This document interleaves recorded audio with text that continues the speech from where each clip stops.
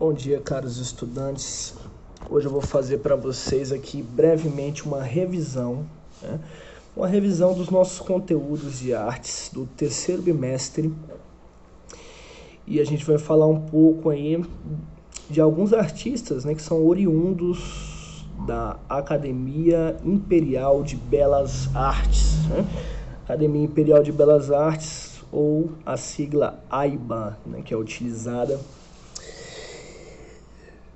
Primeiro, para a gente poder falar desses artistas, vamos relembrar um pouco o que é a Academia Imperial de Belas Artes.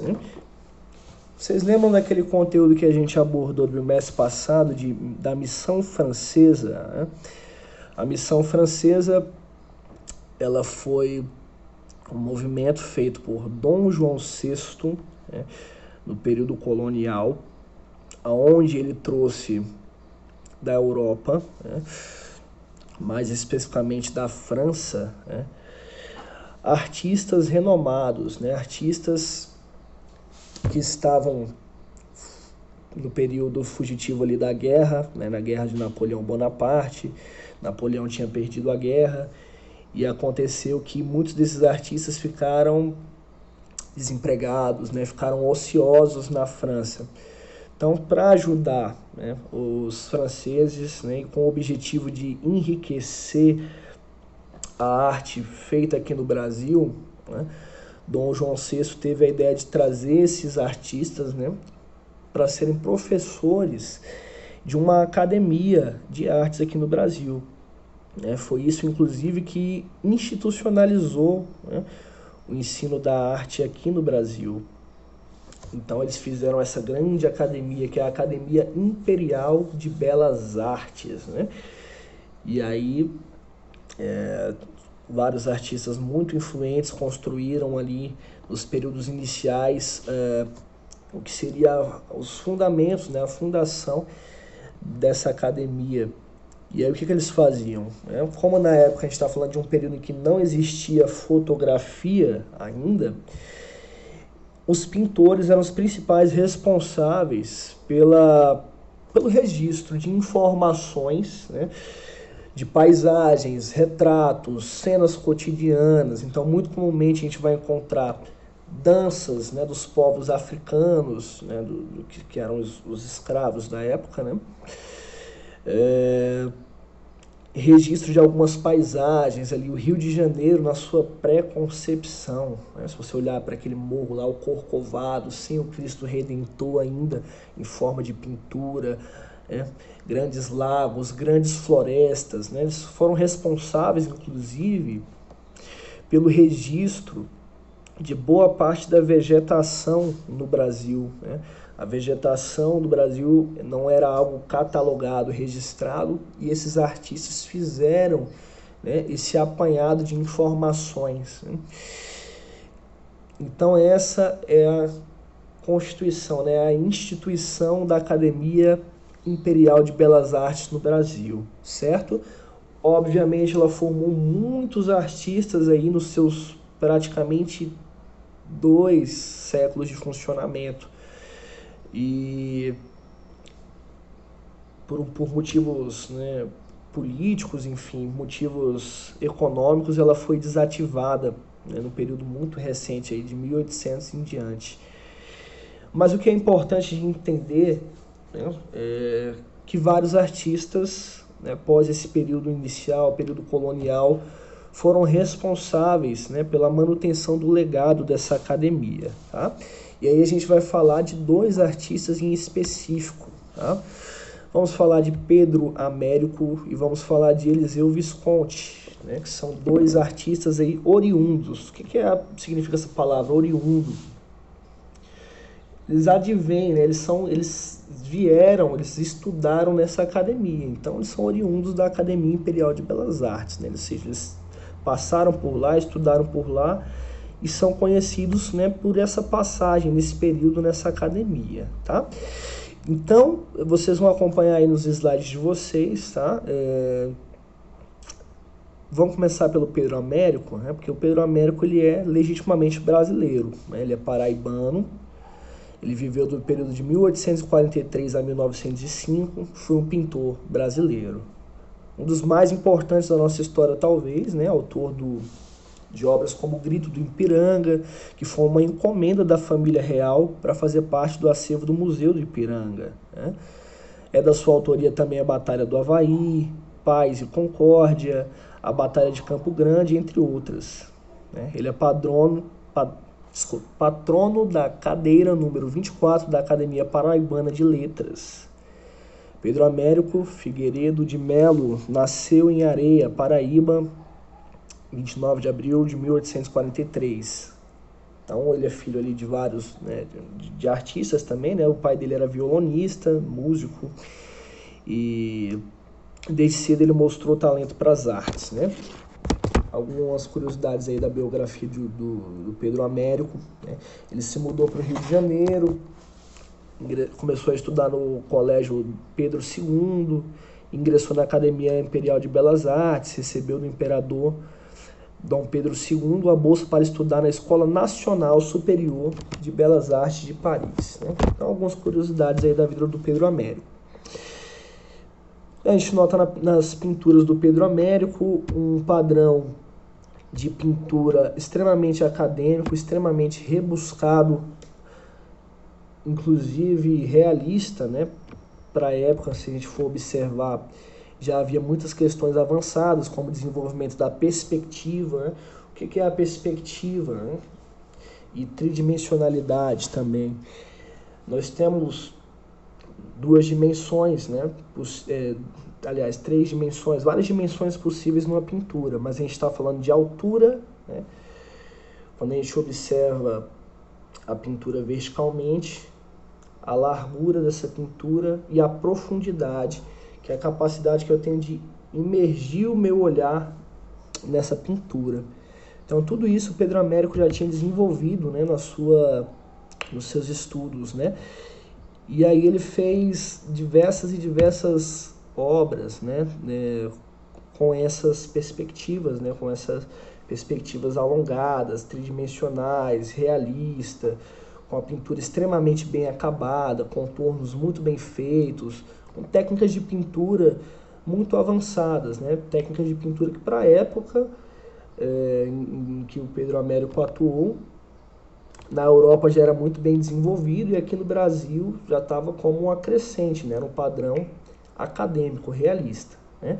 Diferente do nosso outro artista que também é oriundo da Academia Imperial de Belas Artes, que é o Eliseu Visconti, tá? Eliseu d'Angelo Visconti, ele nasceu em 30 de julho de 1866, na Comuna, né, a cidade de Valle Piana, província de Salerno, na Itália. Ou seja, ele é italiano, né, nascido na Itália, e ele se depois naturalizou brasileiro, ítalo-brasileiro, né, a nacionalidade dele. Inclusive, ele morreu aqui no Rio de Janeiro. Ele estudou no Liceu de Artes e Ofícios 3 anos, né? É uma escola italiana renomadíssima. Inclusive, até hoje, você encontra influências aí dessa...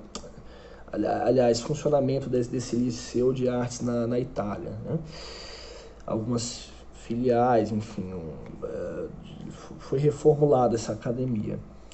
Ele matriculou-se na Academia Imperial de Belas Artes, tendo como professores Zeferino da Costa, Rodolfo Amoedo, Henrique Bernadelli, Victor Meirelles e José Maria de Medeiros, né? E aí ele compõe um grupo chamado Os Modernos, né? Por que é diferente, né, essa produção do Eliseu Visconti para o Pedro Américo? Vocês vão observar aí nos slides de vocês que a pintura do Pedro Américo, ela soa, né, visualmente ela vai dar um tom meio de inacabado, né? As pinceladas não tem nenhum compromisso com o realismo. Você vai observar que ela é feita especificamente por pontos e pinceladas aleatórias, né? Não tão aleatórias, mas pinceladas que não tem um grau de acabamento muito bem feito, né? Aquele nenenzinho, né, que ele pinta, que é o nome da obra, Meu Netinho, né? Vocês podem observar um traço bem grande, um traço bem influente dessa pintura descompromissada com o realismo. Esse tipo de pintura, como Eliseu Visconti, ele já estava um pouco mais à frente, né? Na Europa, posteriormente, foi um movimento chamado impressionismo, né? Que ele tem justamente as características que já eram agregadas nessa pintura do Eliseu Visconti. O impressionismo, ele, na verdade, é um conjunto de regras, né, desses artistas chamados impressionistas, onde eles não faziam contorno nos seus desenhos, porque eles imaginavam que linhas são abstrações humanas, né? Ou seja, quando eu olho para um objeto, quando eu olho para uma pessoa no dia a dia, não existe linha fazendo contorno em volta dessa pessoa, né? Por exemplo, aqui meu nariz, ó, não tem uma linha específica. Essa linha é uma linha imaginária. Então, os impressionistas, eles tinham esses fundamentos, né? De não utilizar contornos, o que dá na obra esse aspecto meio que inacabado mesmo, né? Utilização da tabela de cores complementares para fazer sombreamento, enfim, dentre outros e outros elementos que eram utilizados somente nessa pintura impressionista, né? Então, Eliseu Visconti, ele era parte desse movimento impressionista, mesmo antes até da fundação, com essa denominação. Esse nome, ele foi um nome dado por um professor de artes, né? Acadêmico também, mas não foi aqui no Brasil, foi na Europa, né? E foi um nome pejorativo, né? Eles viraram para eles e falaram, esses novos impressionistas, né? Esse pessoal que está querendo aparecer aí, fazer esse tipo de arte, né? E essa característica descompromissada, né? Mal acabada, entre aspas, ela tem um efeito muito interessante. Se você observar essas imagens de uma certa distância, você vai ter uma visão bem nítida daquela composição. E à medida que você vai aproximando o seu olhar, é que você vai tendo esses detalhes pormenorizados, né, dessa obra. Então, o grande X da questão, o grande elemento para vocês entenderem aí durante o estudo de vocês, nesses slides, para a prova multidisciplinar, é isso, é vocês entenderem a diferenciação. Claro, a Academia Imperial de Belas Artes formou muitas e muitas outras pessoas, né? Muitos artistas influentes, certo? Essa diferenciação da obra de Eliseu Visconti para o Pedro Américo, que são esses dois grandes artistas, né? Um dos maiores que foram selecionados nos estudos, essa diferenciação de linguagem e estilo, tá? Eliseu Visconti numa pegada mais moderna, uma pegada mais, né, adiante do academicismo, e o Pedro Américo uma grande representação desse academicismo, tá? E aí a temática de ambos era igual, tá? Registro de paisagens, registro de vegetações, registro de pessoas, retratos, tudo isso era abordado como uma grande característica da Academia Imperial de Belas Artes, tá? Isso tudo foi mantido na obra desses artistas, né? Então, assim, a gente não vai encontrar obras de interpretações mirabolantes, né? Obras altamente futuristas. Não, são registros simples do cotidiano, em forma de retrato, enfim. Então, deu para entender mais ou menos, né, um norte de como vocês vão se guiar para os estudos, né? Leiam as questões com bastante atenção no momento da realização da prova, consultem os materiais para vocês fazerem uma boa prova, tá bom? Vai cair basicamente duas questões, duas questões sobre Eliseu Visconti e uma questão sobre o Pedro Américo, tá bom? Então estudem as obras desses dois grandes pintores oriundos da Academia Imperial de Belas Artes. Espero que tenha esclarecido um pouco das dúvidas, tá? Consultem os formulários que foram passados, pois esses formulários, algumas questões da prova múltipla foram tiradas deles, tá bom? Então, reconsultem os formulários, estudem, vejam a correção automática está lá. É só você, depois que você enviou, você ter o acesso novamente na página que vai ter a sua correção lá disponibilizada, tá bom? Qualquer dúvida, estou à disposição. Tchau.